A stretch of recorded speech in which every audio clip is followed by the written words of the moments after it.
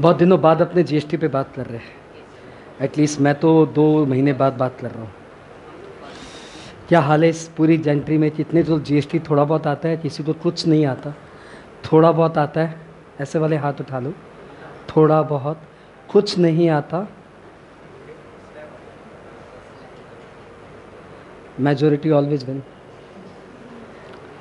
खैर, आज हम लोग किसी भी सूरत पे जीएसटी की एलिमेंट्री आइडिया पे बात नहीं करने वाले, क्योंकि ऐसे में बहुत सेमिनार कर लिया। आज हम लोग जीएसटी पे थोड़ा सा अच्छा बात करेंगे। इतनी टाइम स्पेंड नहीं है कि बहुत ज़्यादा डिस्कस कर पाए, लेकिन फिर भी थोड़ा थोड़ा सा ऊपर जाएंगे। नाइस। पहले अपने 5 मिनट बात करते हैं व्हाट इज जीएसटी। सिर्फ 5 मिनट। हाँ, हम लोग बात कर रहे हैं गुड्स एंड सर्विसेज टैक्स।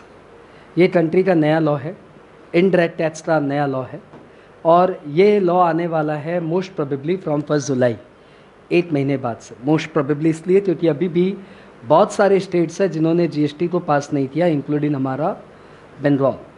इन्होंने अभी तक जीएसटी लॉ नहीं लाया है। कंट्री का जीएसटी लॉ आ गया, 16 स्टेट्स में जीएसटी लॉ आ गया। बाद की स्टेट्स 1 by 1 ला रहे हैं। लेट्स सी कब आएगा। फाइन, प्रोबेबल यही है कि 1 जुलाई तक आ जाएगा। Now what is GST exactly? तो आज की डेट में कंट्री में इनडायरेक्ट टैक्स में लग रहा है तो एक्साइज लगता है। हर मैन्युफैक्चरिंग पे एक्साइज ड्यूटी लग जाती है। आज की डेट में कंट्री पे हर सर्विसेज पे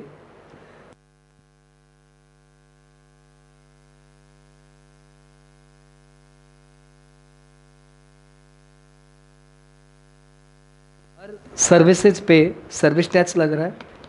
हर सेल्स पे वैट लग रहा है। हर इंटर स्टेट सेल पे सीएसटी लग रहा है। हर स्टेट से दूसरे स्टेट में जाने पे एंट्री टैक्स लग रहा है। और छोटे छोटे कई सारे इनडायरेक्ट टैक्स लग रहा है। इन सारे टैक्सेस से प्रॉब्लम क्या है? इन सारे टैक्सेस से प्रॉब्लम ये है कि एक तो इतना सारा लॉ समझो, आम आदमी परेशान, इतना लॉ समझ में नहीं आता। एक्साइज समझो तो सर्विस टैक्स में कन्फ्यूजन, सर्विस टैक्स समझो तो वैट में कन्फ्यूजन, एंड समझ में नहीं आता। दूसरा प्रॉब्लम, इतने सारे रिटर्न भरो, वैट में रिटर्न भरो, एक्साइज में रिटर्न भरो, सर्विस टैक्स में रिटर्न भरो, इतनी सारी असेसमेंट कराओ। अभी वैट की ऑडिट चल रही है, 2 दिन बाद सर्विस टैक्स की ऑडिट चल रही है, 4 दिन बाद एक्साइज की ऑडिट चल रही है।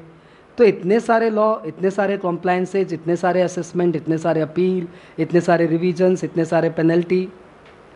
वी वांट कि इन सब की जगह आप एक बार में ले लो ना जो लेना है। And that is why the GST 1 country 1 tax इस टोकन से इसे पब्लिसाइज किया जा रहा है, 1 कंट्री 1 टैक्स। लेकिन this is only for indirect tax. हाँ, अब ऐसा पॉसिबली नज़र आ रहा है कि इनडायरेक्ट टैक्स में हम लोग को मल्टीपल टैक्सेस को बेयर नहीं करना पड़ेगा, we will pay only 1 tax. ठीक, तो आज की डेट में क्या हो रहा है? मैन्युफैक्चर करते समय एक्साइज दे रहे हैं, फिर सेल होता है तो सेल्स टैक्स यानी वैट या सीएसटी दे रहे हैं, सर्विसेज पे अलग से सर्विस टैक्स दे रहे हैं, और भी मल्टीपल छोटे छोटे टैक्स दे रहे हैं। ये सारे टैक्स हटा उठ के एक टैक्स आएगा जीएसटी। प्रॉब्लम क्या आ रही थी? प्रॉब्लम आ रही थी कॉन्स्टिट्यूशन की। इतने दिनों से इंडिया में क्यों नहीं आया? 1965 में वर्ल्ड वाइड आ गया, इंडिया में क्यों नहीं आया? इंडिया में इसलिए नहीं आया क्योंकि इंडिया में कॉन्स्टिट्यूशनल प्रॉब्लम है। इंडिया में टैक्सेस को 2 पार्ट में डिवाइड किया हुआ है, we all are aware, union list, state list. Union list में जितने भी मैटर्स है उन सारे पे टैक्स ले रहा है कौन? Central government.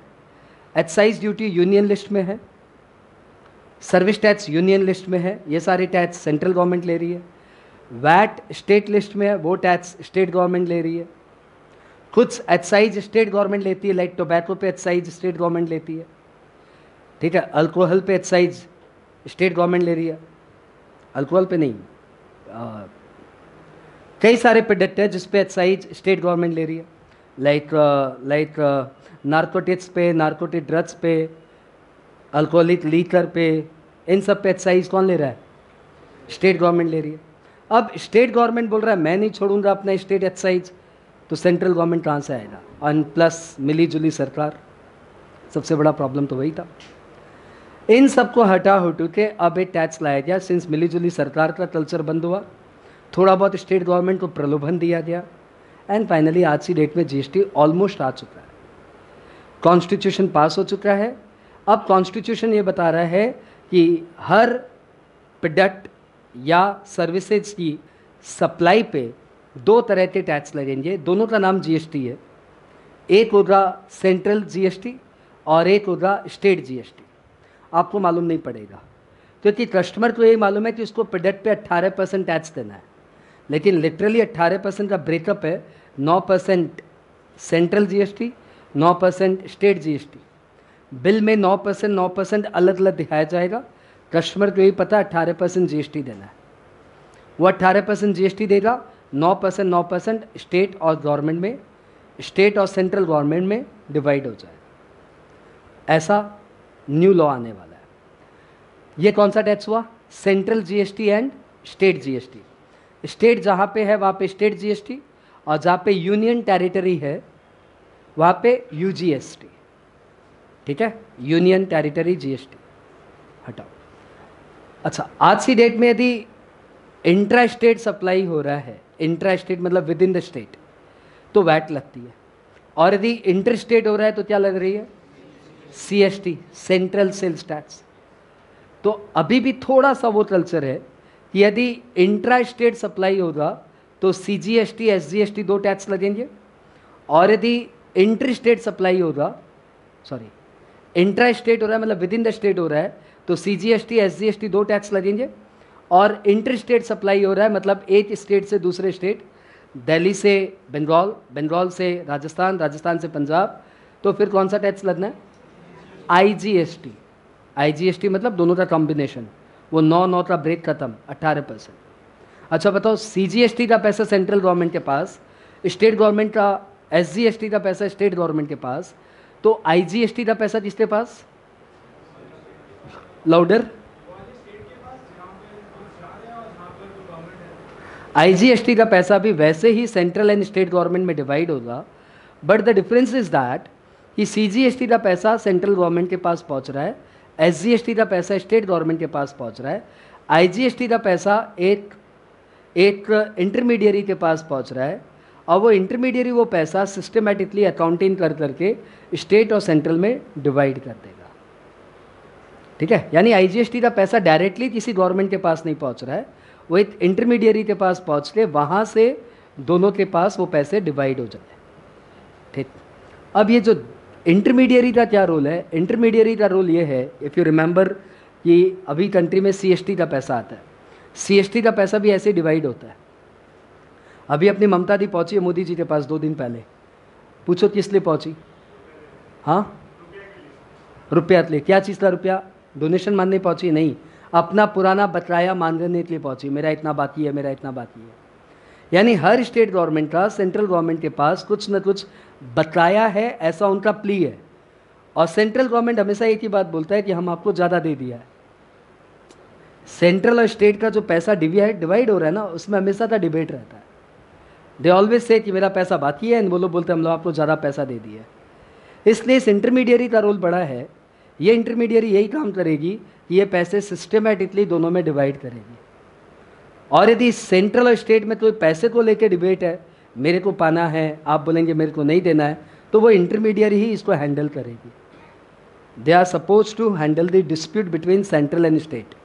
तो इसलिए बीच में इंटरमीडियरी लाया गया है, जिसका नाम है जीएसटी काउंसिल। क्या नाम है? क्लियर? तो आपको इस 3, 4, 5 मिनट के एक्सप्लेनेशन से ये मालूम पड़ा कि CGST, SGST, IGST, intermediary, intra state, inter state, 18%, ये सब आपको मालूम पड़ा। आई होप यहाँ तक हम फास्ट था लेकिन क्लियर था। हाँ, बट आज का हमारा टॉपिक क्या है? आज का हमारा टॉपिक ये है कि अभी हम लोग ऑपरेट कर रहे वैट में या एक्साइज में या सर्विस टैक्स में। अब हम लोग इस वैट, एक्साइज और सर्विस टैक्स से हट के जीएसटी में जाने वाले हैं। We are happy. लेकिन आपको पता है कि जब अपने चलते हैं ना, एक कदम से दूसरे कदम में चलते हैं ना, तो what will be of this leg, ये बड़ा इंपॉर्टेंट है कि अब हमारे इस पावर का क्या होने वाला है। तो फंसा हुआ है कहाँ? एक्साइज में, सर्विस टैक्स में, वैट में। इसको यहाँ से कैसे उठाए?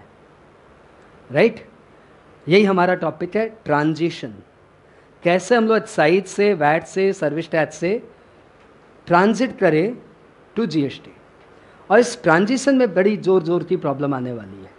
कई सारे छोटे मोटे क्वेश्चंस आने वाले हैं, आने वाले जुलाई में, अगस्त में, सितंबर में, 3-4 महीने तो आए दिन यही प्रॉब्लम आने वाली है। मैं जैसे कि छोटे छोटे करके एग्जाम्पल आपसे पूछूंगा, आपको बताना है व्हाट इज़ योर ओपिनियन।